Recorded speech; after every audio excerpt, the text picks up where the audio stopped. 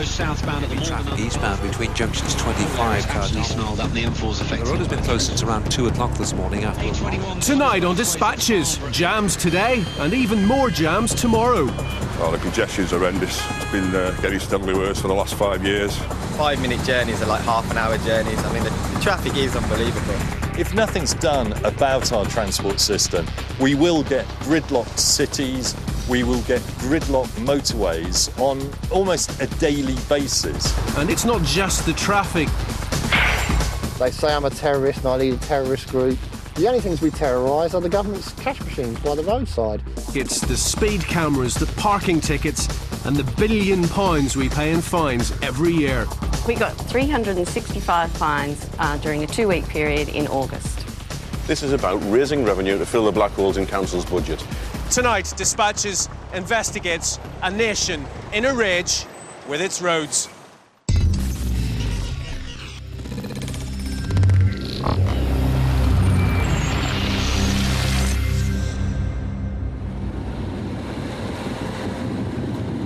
I'm Jason Barlow and I have a confession to make. I absolutely love cars. Love them.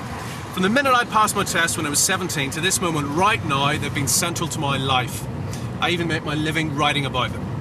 But just lately, I've begun to dread driving. And this is why. Even I'm beginning to think you can have too much of a good thing. Much as I hate to admit it, there are just too many cars on Britain's roads. A staggering 26 million of them.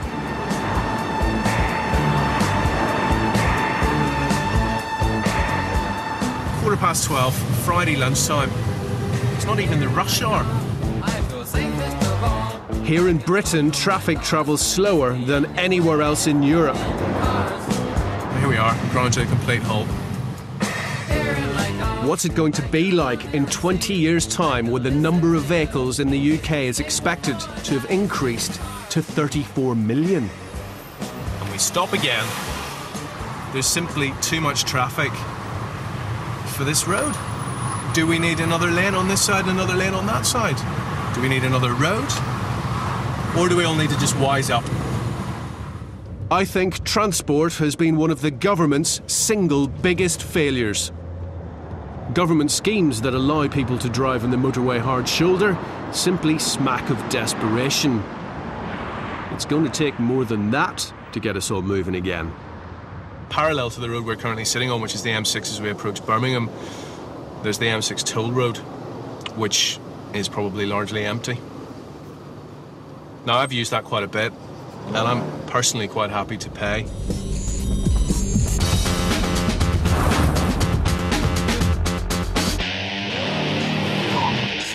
It costs £3 or £4 to use the M6 toll road, and that saves me 40 minutes. More importantly, there are no queues, so I know exactly how long it's gonna take. But this is the only pay-to-drive motorway in the country. Would you be prepared to pay £4 or £5 to avoid this, to get to your appointment on time? Imagine that kind of principle kind of extrapolated out across the whole country. And that is what we're talking about. The big question is, if we pay to use all our roads, would that reduce traffic across the country? Oh no, I don't think you should have to pay. I mean, we pay enough in road tax and that. Road pricing is just another gimmick for the government to make more money. I just think they're a bit greedy. They just want the money, I think, from us lot being on the roads. Nah, they mug us off enough as it is. Yeah? Yeah, with the petrol and that, you're having a laugh. It's another way of getting people's money out of us. I really don't think it's the answer at all. Motorists might not like the sound of it, but transport analysts across the country agree that road pricing is an inevitable part of the solution to Britain's congestion nightmare. The problem is we've had a bit of a sticking plaster approach to transport where there's been a bit of a problem. We've tried to kind of patch it up. We can no longer do that. We've run out of the easy wins. So for the government, they've got to have strength. They've got to convince the public that we need to improve roads, that we need road pricing, we need more public transport. Now, that's not an easy task, but they've got to start doing it now. They've got to do it with clarity. They've got to do it with conviction. They've got to take the politics out of it. The government's big problem is that the motorist is hostile to the idea of road pricing. And hostile motorists make for a very powerful pressure group. So it's hardly surprising that when 1.8 million motorists recently signed a petition against road pricing, the government became nervous about introducing it. Peter Roberts is the man who started the petition. At what moment did you go, right, that's it, I've had enough of this, and to be tipped over from being merely annoyed to going, I'm going to start a petition? Every time there's a new tax or every time there's a budget, more and more money comes out of the motorist pocket. And the money's not used for transport issues, it's used for every other issue the government can't take funding from elsewhere. We're seeing a constant increase in taxation, and the motorist is an easy target because we have very little choice in what we do. This is a democratic society, and it's about time this government recognised that and stopped trying to impose unwarranted, unjust and unfair taxes on us to try and change the social impact of what we do. Motorists contribute £44 billion to the Treasury coffers every year, of which less than £8 billion is spent on transport. Persuading the public is the big challenge for the government. The very term road pricing actually stinks of tax. They see it as a stealth tax. And I think that's one of the problems with it. In many ways, it could make sense. It could make our roads run more efficiently. But the public aren't ready to buy that because they don't trust the government to deliver a fair system. So Dispatches is carrying out its own experiment to put road pricing to the test. This is what we've got. We chose 4 volunteers who use their cars in very different ways. They're sceptical about road pricing, but willing to give it a go. This is Colin. He drives an average of 73,000 miles a year in his delivery van. Sue is a nurse who has to do the school run before getting to the hospital where she works. She does about 7,000 miles. Peter is a maths professor who travels to the university in central Manchester. His annual mileage is only 4,000. Rachel is an audit manager and travels in and around Manchester to check on her various projects. She racks up around 15,000 miles a year. To make the experiment as realistic as possible, we've enlisted the help of David Milne from Leeds University. He's devised a representative road pricing model based on figures from the Highways Agency, which calculates a charge based on distance, time of day, and the type of roads which are used. We've configured the experiment based on numbers that came out of the government's own national model, which we've interpreted for Manchester.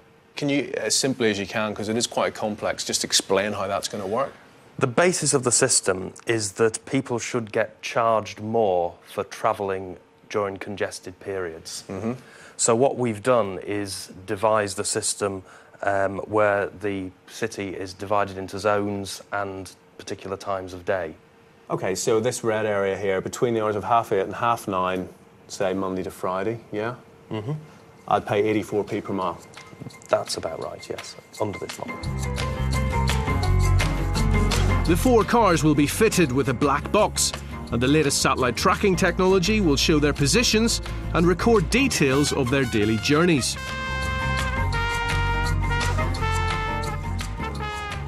The government were on about trying to make you pay to use the roads. Pay to sit there in the traffic, you know, because... If you live in an area which isn't particularly well served with public transport, then, you know, I think people are going to find it very costly. Public transport's fairly, well, not terribly convenient. At the moment, there isn't a good enough alternative for me to sort of give up my car.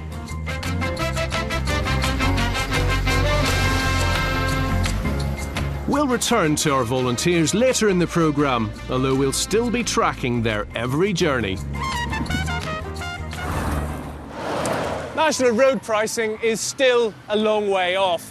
But here in London, we've had a form of road pricing for the past 4 years. It's called the congestion charge zone. Initially, drivers paid £5 a day to enter this zone. Recently, that's gone up to £8.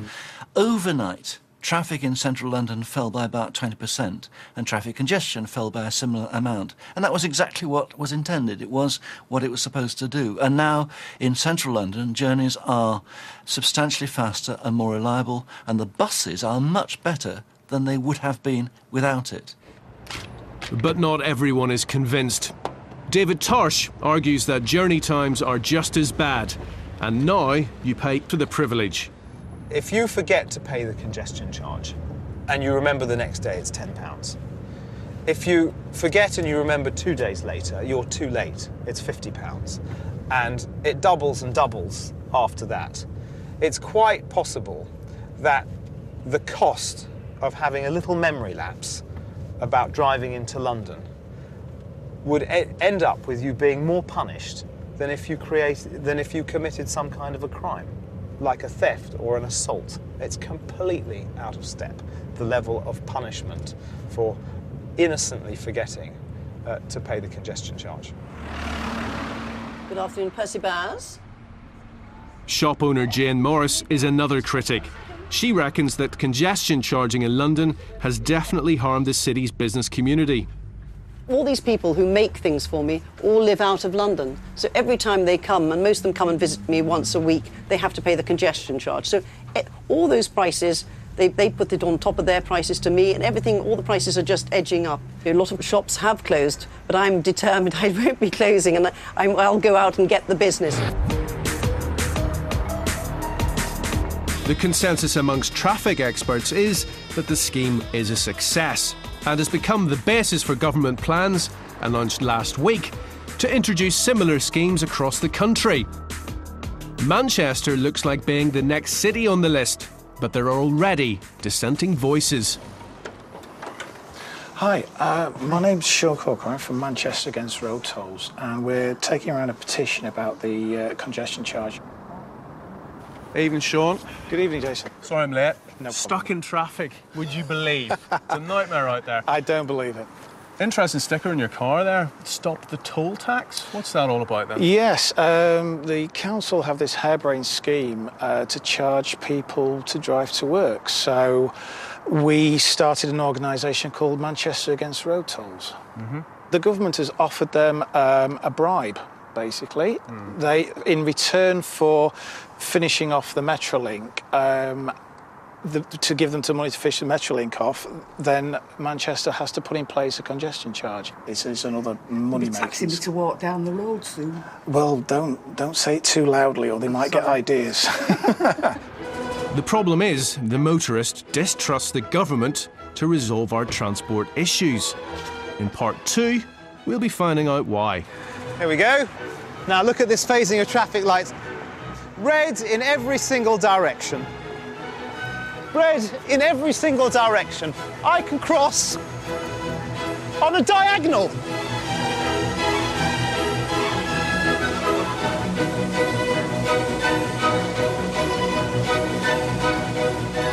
What is going on? With 26 million cars on the roads and a further 5 million expected in the next 10 years, something has got to be done about congestion. The government is looking at road pricing, where you pay for every mile you drive. But many motorists don't like the idea at all. According to the latest Mori poll, half of Britain's drivers are opposed to the idea. Dispatches is conducting an experiment. We have persuaded 4 volunteers to try out road pricing. Well, I certainly think congestion is increasing year upon year. You know that you're going to be stuck in a huge traffic jam. Colin is a delivery man who drives all over the country. It's nose to tail up there. It's crawling. On a Friday night at this time. Here are, look. We're hitting it now, look. Rachel uses her car for work. Peter commutes in and out of the city. Sue, a mum of 3, drops her children off at school before travelling on to work at a local hospital. They'll all have their journeys tracked for a week, and at the end, dispatches will be able to tell them how much it would have cost them. But the government faces a seriously uphill struggle selling us road pricing. Few motorists are in the mood to listen.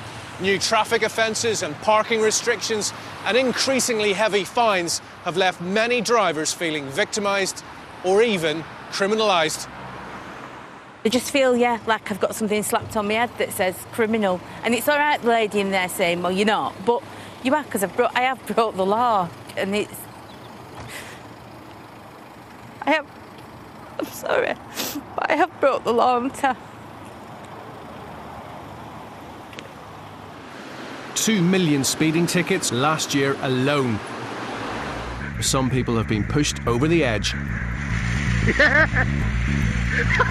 Some drivers are so angry they've launched a campaign to destroy speed cameras.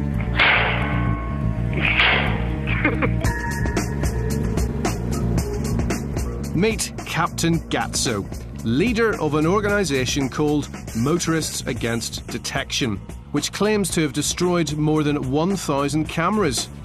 We finally managed to track him down, but he refused to reveal his real identity. Captain? Can I call you Captain? Whatever makes you happiest. Yeah. Tell me a little bit about Motorists Against Detection. Well, it's the UK's first direct action anti-speed camera group. The police, the Home Office, they say I'm a terrorist and I lead a terrorist group. The only things we terrorise are the government's cash machines by the roadside. How much damage have you done? They say it's been independent audited, about £20 million worth of damage. And are you pleased with that? Is that something you think about when you're falling asleep at night? You go, oh, job done. Let's just keep on doing it. No, the job will be done when they bin the cameras, when they scrap the cameras. And, you know, it's coming. That day is coming ever nearer. Do you think there should be speed cameras in built-up areas or outside schools? Speed cameras outside schools, but only turned on between the hours of 8 a.m, 8 p.m, Monday, Friday. So you don't rack those ones? You only target the ones that are cynically placed where they're just going to raise revenue? It's well documented. Our group only go for revenue-raising money makers. And you know where they are? Of course you know where they are. They're not bringing the deaths on the roads down, OK?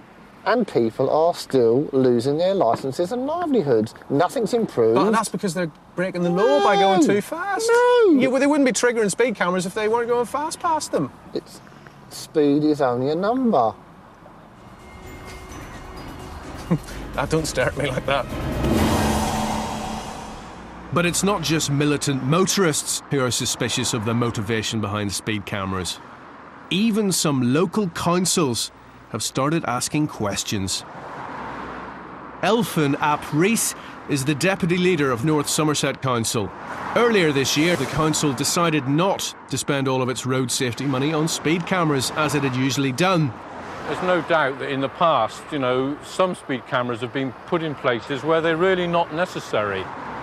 People have seen it as a stealth tax generator for the government, and to a certain extent that's true, because all the money that comes from the fines goes into the Treasury, and then they allocate a percentage of that back to us for all our road safety.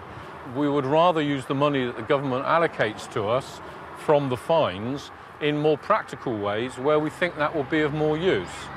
Teaching the children here, for example, how to cross a road safely, things like that. And the problem we've had in this area is that the Safety Camera Partnership has taken all of it. And we've said, well, no, sorry, we need some of it for other things. We do still believe in speed cameras in the right places. Such as? Well, such as in certain villages where there clearly is a problem, where there's a serious road safety hazard where the speed camera works. What about the senior police officers and council officials who have told me in the past, categorically, every single speed camera or safety camera is there for a very good reason? They're entitled to their view. We don't agree with them. SafeCam said the decision to withdraw some funding from the scheme in Somerset would lead to fewer speed cameras and, as a result, would put lives at risk. But across the country, £114 million was raised by speeding fines last year. And since there's a lack of clarity about where the money goes, it's hardly surprising that many drivers are feeling resentful. And it's not just speeding tickets that are angering and alienating the motorist. Many drivers simply cannot understand the logic behind some of these new traffic offences. And no wonder. There's a bus lane just outside the entrance to our office, which we have been using to enter our office, but unfortunately we all got fined for doing so.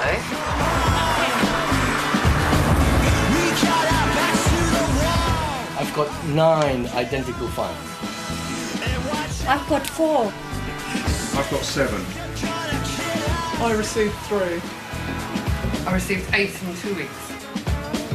We got 365 fines during a 2-week period in August. In many parts of London, motorists are fined for driving in a bus lane. Since the year 2000, the number of tickets issued for this sort of traffic offence has risen from 50,000 a year to 700,000. We don't consider that we've been driving in the bus lane. We're using it purely as a means to access the car park, not as a means to beat the traffic. They've seen all these cars turning left from the bus lane, and they've said, we can make money, or we can make revenue from this. There were over 360 fines, and that works out at about £43,000 worth of fines. But help is at hand. Barry Siegel is a self-taught expert in traffic law. So, does he have any advice for these poor office workers? The dotted lines are called the taper. And this sign here should be exactly where the taper ends. So it should be here. The other point is that the words bus lane should legally start here. If you then look at the taper, the law is that the taper shouldn't be more than 1 in 10. My earlier measurement showed that this taper was 1 in 35. Just on those 3 points alone, I believe the bus lane's illegal. And the fact that the council are benefiting by issuing penalty charge notices actually makes it much worse. When dispatchers contacted the council and told them what Barry Siegel said, they turned up and burnt off the bus lane markings and then repainted them. Barnet Council said that the office workers would still have to pay their fines. But it's the increase in parking restrictions and the rising cost of tickets that have done the most to anger the motorist. Local councils deny that they're simply a revenue-generating device. But the fact remains, last year we spent a staggering £1 billion on parking fines. We have a lot of deliveries every day here, and it's a nightmare now. Any minute now you'll see the UPS man's about to deliver lots of boxes to me, and he's only here for, I'd say, a maximum of 4 minutes. And in that time, I'd say at least once a week he gets a parking ticket. There is a place there to park, but they're actually, like, some of them are permit holders. Often we have enormous boxes, and, you know, they need to park outside. And today he's lucky. Other than that, you have to, like, park on the single yellow and walk. 20-minute walk from the bottom of the road. There we but are. me, I just park on the double yellow, as you can see. How many tickets have you had today? I've only had 1 today. Oh, you're doing well today. I keep on catching them, but I just keep on driving off just before they catch me anyway. You might be about, you better move off quickly. You might be about to get another one any second. In Britain, 8 million tickets were issued for parking offences in 2006. In Westminster alone, they dished out fines totalling £41 million.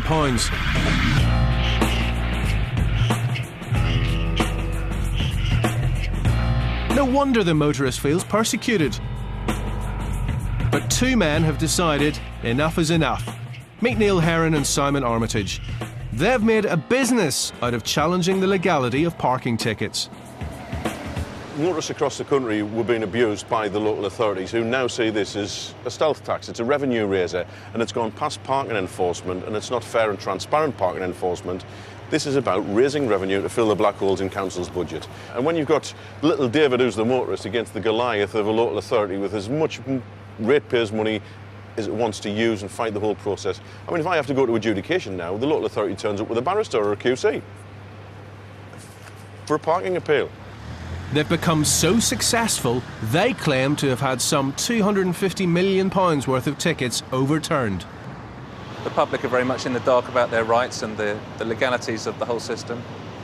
And if they can be educated and be shown how to appeal successfully, I see no problem with that. Today they're acting on a tip-off. The council has introduced new facilities to pay for parking by mobile phone. Unfortunately, they've forgotten to remove the old ticket machines. There's our ticket. We've paid for our parking. We're going to put that in the windscreen. Yep. See what happens.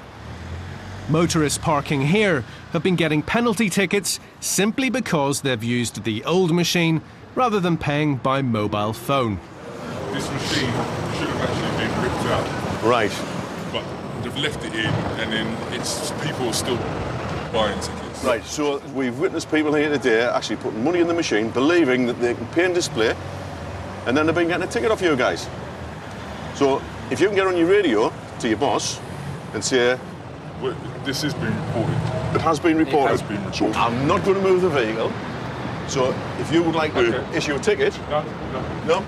Well, I've actually finished for the day, so I just was going to... Westminster Parking Services said the ticket machines were due to be removed shortly. The council said that any profit left over from administration could only be spent on transport improvements.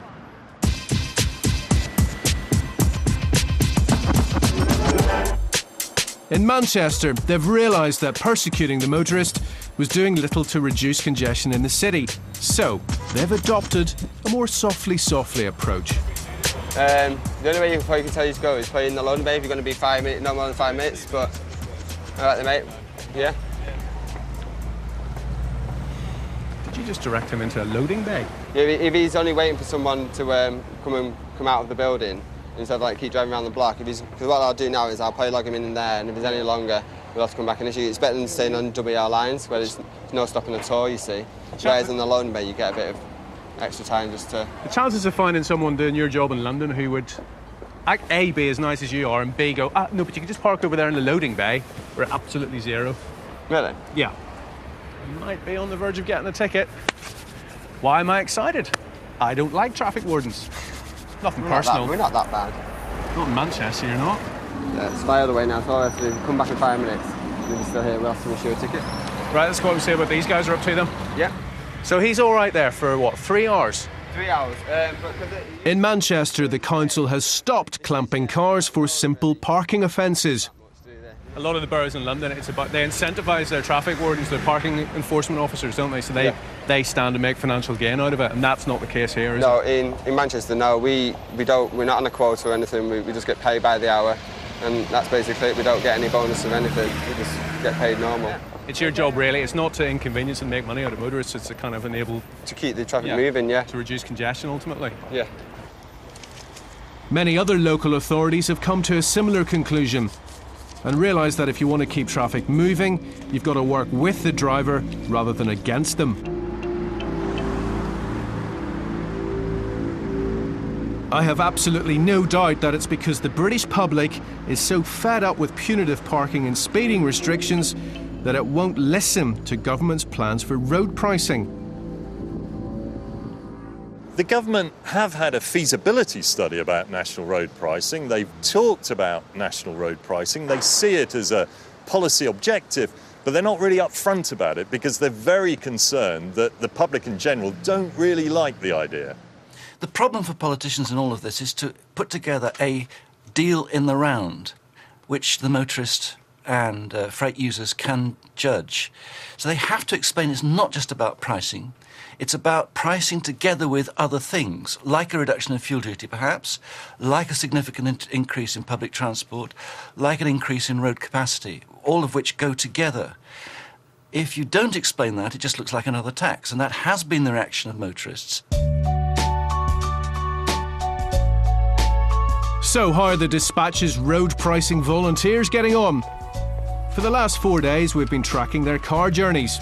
But an integral part of road pricing is getting people out of their cars and onto public transport. Today, we have asked our volunteers to do exactly that. How will Sue manage the school run and still get to work on time? We're attempting to get to school for about 8 o'clock this morning. And so Natalie will go into the early birds club at school instead of just going into school normally like she would do. That'll cost £3, so not using her car is going to work out more expensive. And there's another problem. think the worst thing about using the bus probably for us is having to get up 3/4 of an hour earlier than we usually do, because we're not early birds in our house, I'm afraid. Right, just jump off.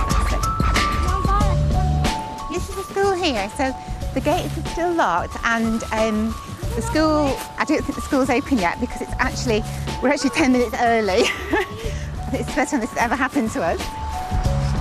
Next, Sue has to get another bus to get to work at the hospital. It is actually 20 years since I used a bus. I haven't used one since I was a student, actually, and living in London. Probably going to be around 10 minutes late for work by the time I've arrived in the hospital and I've changed. So I suppose it wasn't too bad an experience for the first time. Peter, our commuter, has taken the train, which has cost him £2. It's taken us about door to door about 1 hour 20 minutes.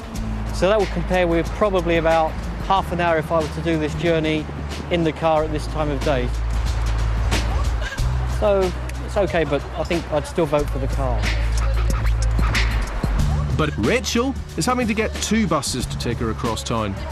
So we have done it exactly to schedule, which I have to say, with public transport, yeah, it's quite a success. But it's cost her £3.60 to get the bus, and the journey has taken twice as long. Yeah, from a cost point of view and a time point of view, probably still not really a viable alternative for me, I have to say. The experience of our volunteers suggests that if British drivers are going to change their behaviour, public transport must be dramatically improved.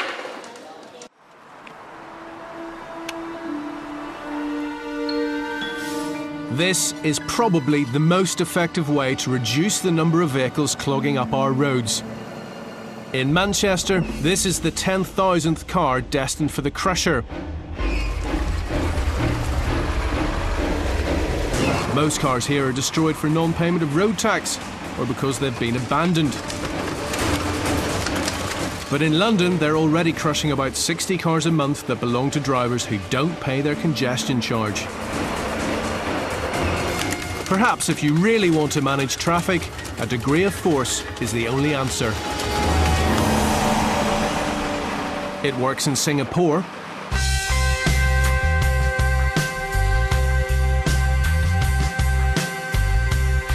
This is rush hour, but traffic is moving freely inside the central business district.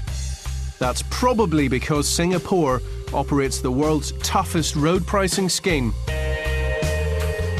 2/3 of commuters travel into the city centre on public transport. Which is hardly surprising. It's prohibitively expensive to drive here, and that's assuming you can get your hands on a car. You need a government permit before you're even allowed to buy one.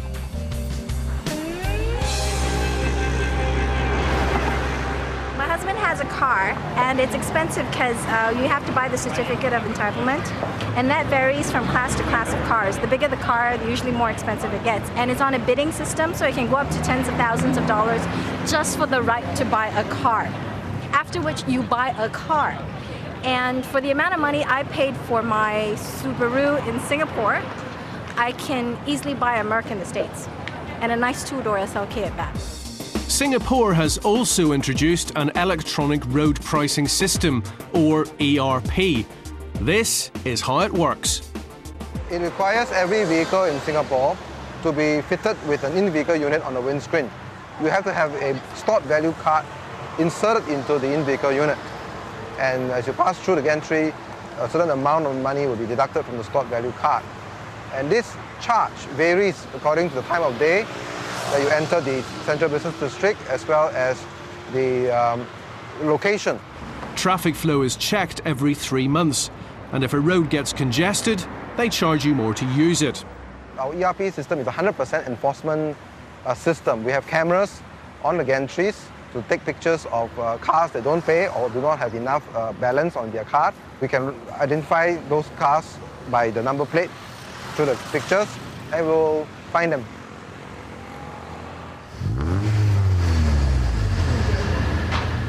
Do you like to pay? No one like to pay, for sure. The ERP stands for Everyday Road People, or every road you pay, all right? So this is what the government making a lot of revenue from the ERP system. No, the cash card must be with you every day. Every day, if you're on the road, it must be with you. You forget about this, no city for you. It's not working. And no U-turn here, you see? Got no choice. No U-turn, one way, and I have to get fined $10.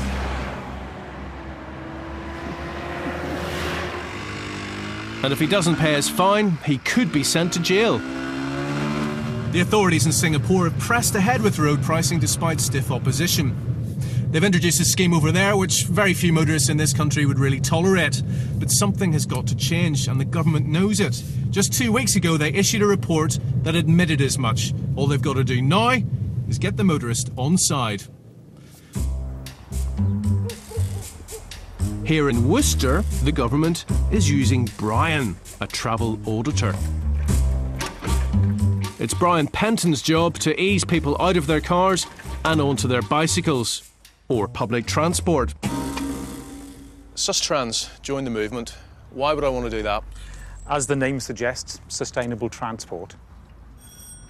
I was really pleasantly surprised when I had the interview for this job that it was the first one that actually went in my favour, the fact that I don't hold a full driving licence. How often do you use public transport? Just about never. Right, that's all right. I'm not sure how many people actually are keen motorists. They use it because it's there, it's a tool, it's a convenience thing. I think if there were alternatives, they wouldn't use it. People have got into this mindset that you know, it's there, so they have to use it. I think also that on the other side that bus companies, local authority, has to come up with some really sort of valid alternatives to attract people to use the cars less. Brian is taking the government's congestion-busting strategy door to door. Thank you very much. I'm Jason from Dispatches. Hi. Hello. Hello. Great. Thank you. Cheers. Cup of tea, please. Thanks very much. I'm certainly not here to preach to people. There's a genuine desire for most people to change.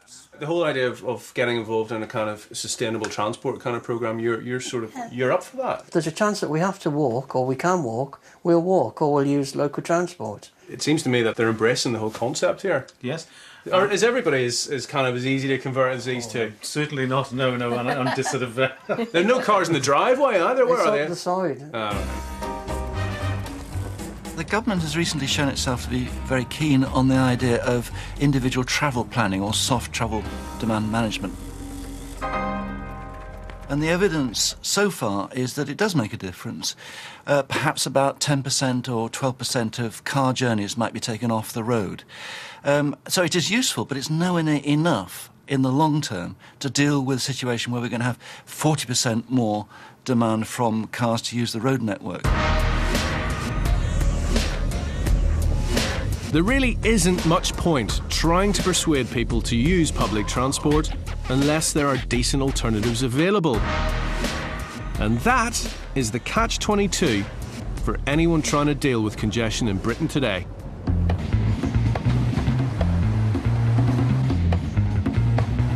Here in Manchester, they want to reduce congestion by putting in new trams and buses. It'll cost billions, but the government will only pay up if a road pricing scheme is introduced as well.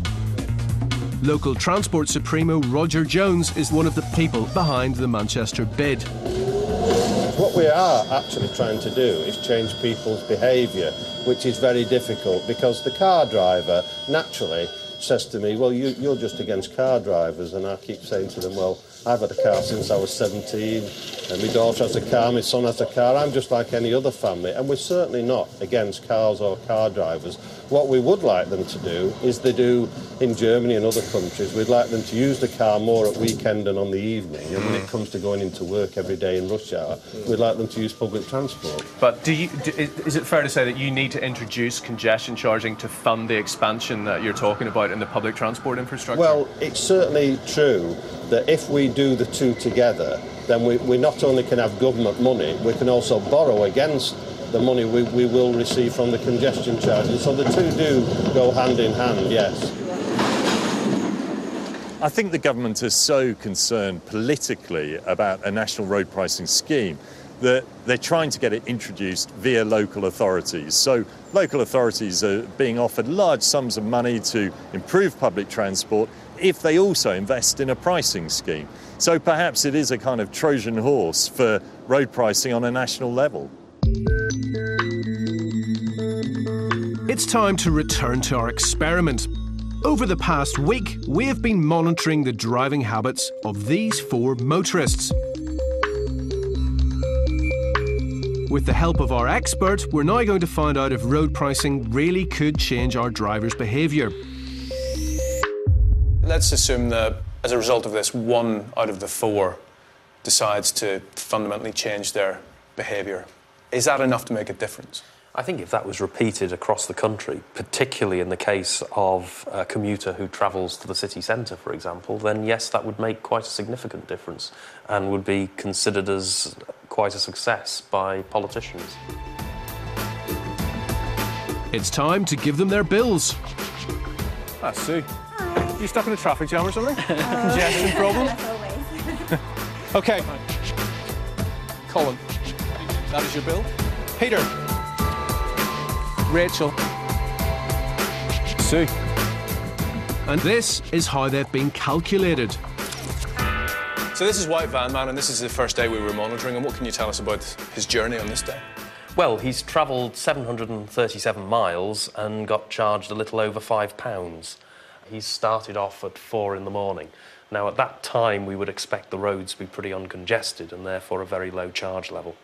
The other thing is that he's travelled mainly on major roads, motorways and dual carriageways, charged at a rather lower level than on more congested roads in city centres.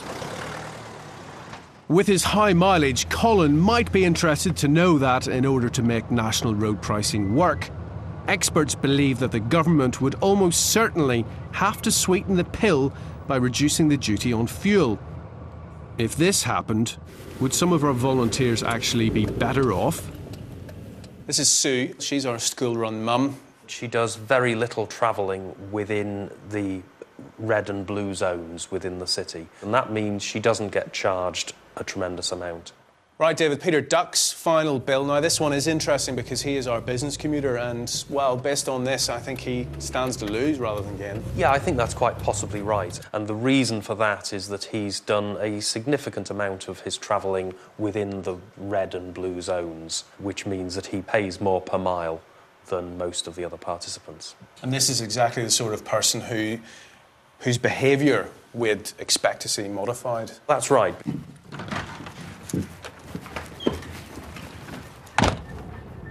What do you make of Rachel's final bill, then? She skirts around the charge area quite a lot. So at the end of the day, she doesn't get charged a tremendous amount. But a key thing here is that she may not have the opportunity to switch her trips to public transport, for example. So, back to our 4 volunteers. Colin, do you think you're going to be better or worse off? Worse, I would think. Worse off, OK. Yeah. Peter? Slightly worse off. Slightly worse off. Rachel? I reckon I'd probably be worse off. Do you think you'd be worse off? Sue? Well, I think I may be better off. All right, it's the moment of truth. See what the damage is going to be, eh? That's surprising. £616. That's not a huge amount of money, is it? No, not as much as a shock as I thought it was going to. OK. Peter? Again, not ridiculously expensive. Rachel, let's have a look at yours, shall we? I feel like I'm opening exam results. Are you going to get 3 A's Here's hoping. or some ungraded? That is pretty surprising, actually. I would have expected it to be more.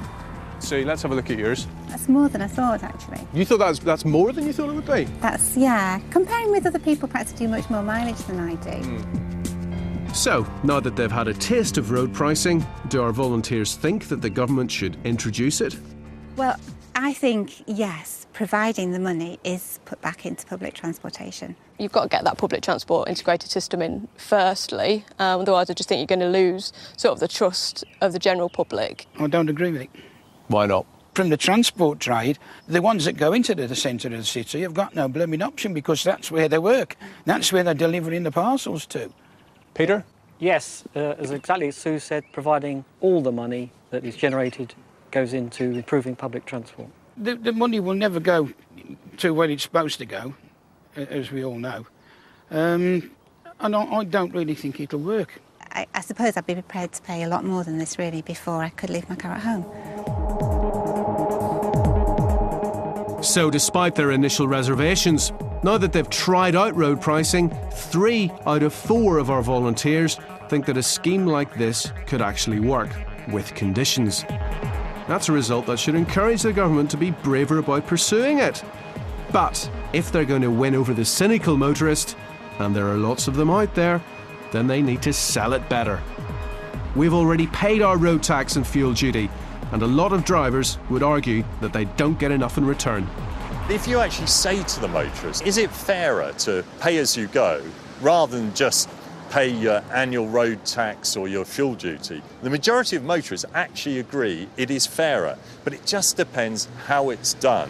So if we had road pricing, the motorists would want to see some benefit for their money. So they would want improved roads, more capacity, better maintenance, safer roads. Now, if they don't get that, they'll see it as money for nothing, and then it would become that poll tax on wheels.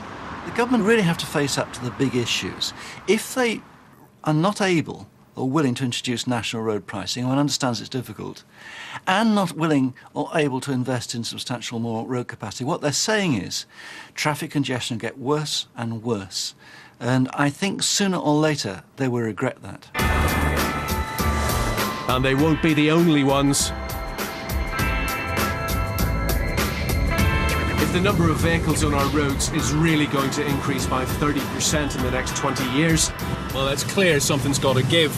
The price of our love affair with the car, routine gridlock in our major cities and on our major roads, is just too high. And even if you think you're already paying for it, the fact is, the freedom to drive is about to get a whole lot more expensive.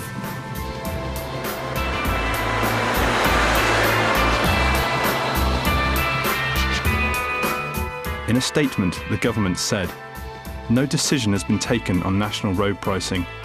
It is right that we should not make a decision on a national scheme until we have more practical experience of road pricing working on the ground.